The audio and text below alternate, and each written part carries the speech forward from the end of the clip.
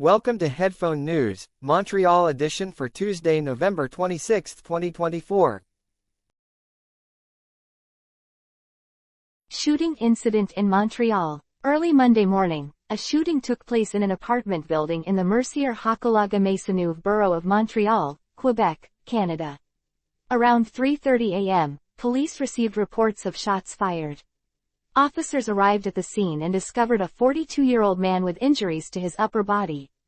The victim was transported to a hospital, where his injuries were deemed not life-threatening. The suspect entered the building and opened fire before fleeing the scene.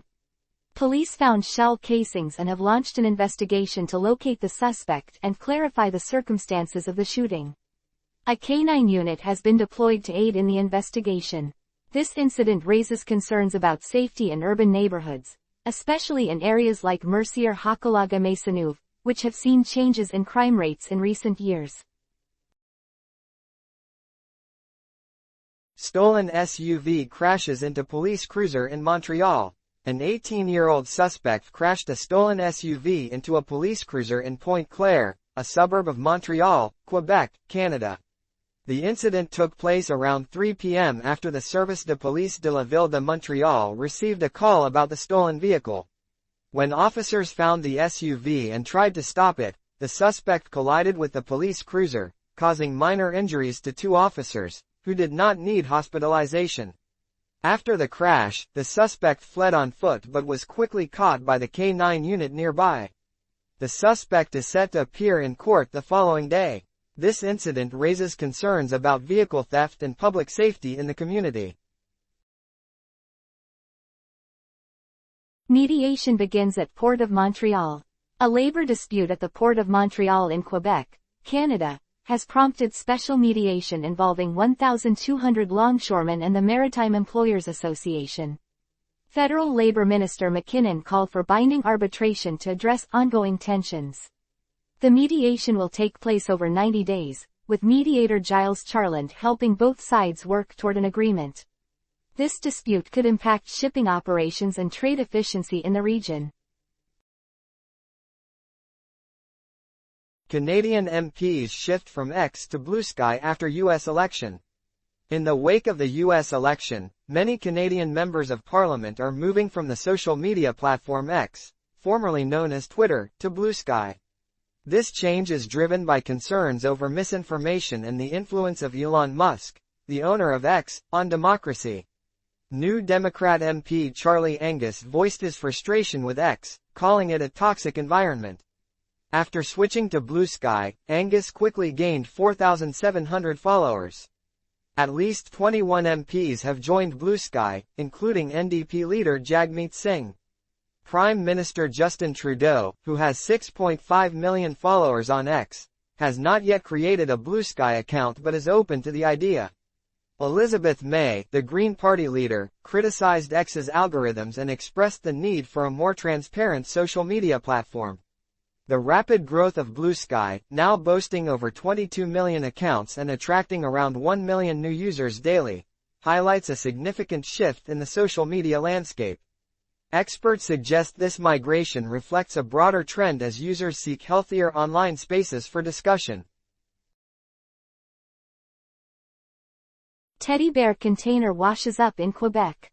A shipping container filled with teddy bears washed up on a sandbar in the St. Lawrence River near Boucherville, Quebec, just south of Montreal. The container fell into the river on Saturday evening. Workers at the Port of Montreal noticed it was missing on Sunday morning and later found it stuck on the riverbed.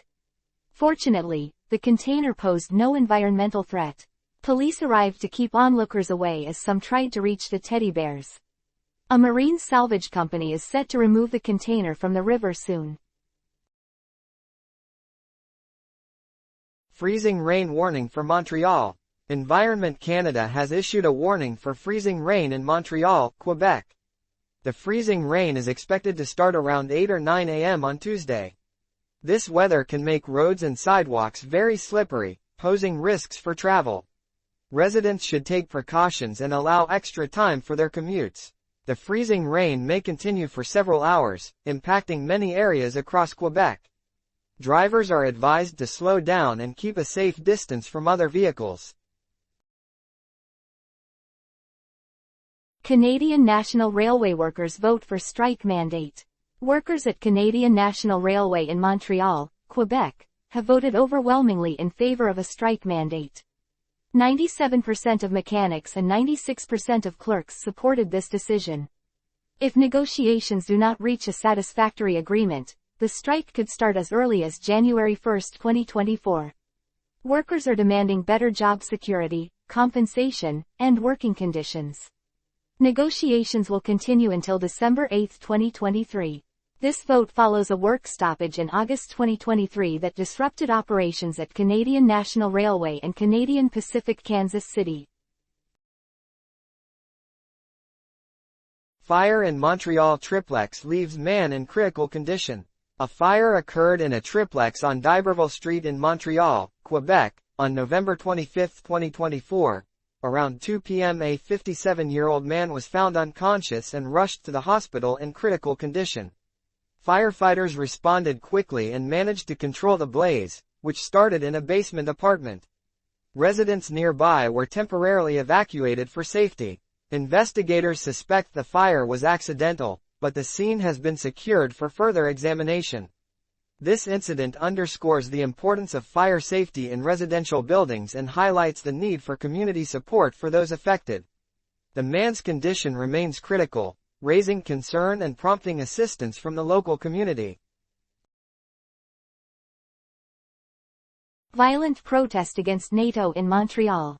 On November 24, 2024, a protest against NATO took place in Montreal, Quebec. The demonstration escalated into violence, with protesters breaking windows and setting vehicles on fire. Mayor Plante condemned these actions, stating that while the right to protest is important, it should not harm others. 3 individuals were arrested during the protest. Prime Minister Trudeau also spoke about the situation, stressing the need for peaceful expression and denouncing violence. This protest coincided with the NATO Parliamentary Assembly held in Montreal from November 22 to 25. Violence erupts at Montreal anti-NATO protest. Montreal Mayor Valérie Plante condemned the violence that broke out during a pro-Palestinian and anti-NATO protest in downtown Montreal. The protest occurred near the Palais des Congrès, where NATO delegates were gathered. Reports indicated that windows were smashed and cars were set on fire. Mayor Plante thanked the Montreal Police Service for their efforts to ensure public safety. She noted that while the protests aimed to be peaceful, a small group of agitators caused chaos. Prime Minister Trudeau also condemned the violence, stating that hatred and violence have no place in a democracy. Authorities reported that about 800 people participated in the protest, with several arrests made related to the violence. Canada launches first telehealth station in Montreal. Canada has introduced its first telehealth station in Pierrefonds, a neighborhood in Montreal, Quebec. This innovative station allows patients to monitor vital signs like blood pressure and oxygen levels. The project aims to help the 38% of Montreal residents without a family doctor. Developed through a pilot project with the Canadian Space Agency and the software company Bon, this telehealth station connects patients to healthcare professionals quickly. It can assess up to 40 health indicators in just minutes, making healthcare more accessible for many Canadians. The use of artificial intelligence in this technology enhances health monitoring and creates a digital health footprint for patients. This advancement is especially important for the estimated 6 million Canadians lacking access to a family doctor, enabling routine health evaluations and better management of chronic conditions. Quebec tenants demand better access to justice. In Quebec, tenant rights advocates are urging for better access to justice for renters. At a recent press conference, Cédric Dessau from the Regroupement des Comités Logement et Associations de Locataires du Québec, or RCLALQ, pointed out serious problems at the Tribunal Administratif du Logement, known as TAL. Only 12% of cases involve tenants, while 88% involve landlords. Advocates highlighted long wait times and complex legal jargon that make it hard for tenants to seek help. The RCLALQ is calling for the return of walk-in appointments and increased funding for the TAL to better assist renters facing eviction and other housing challenges. These demands aim to ensure fair treatment for all tenants in Quebec. That is all the news for today. Thank you for listening to today's Headphone News. News summary brought to you by AI.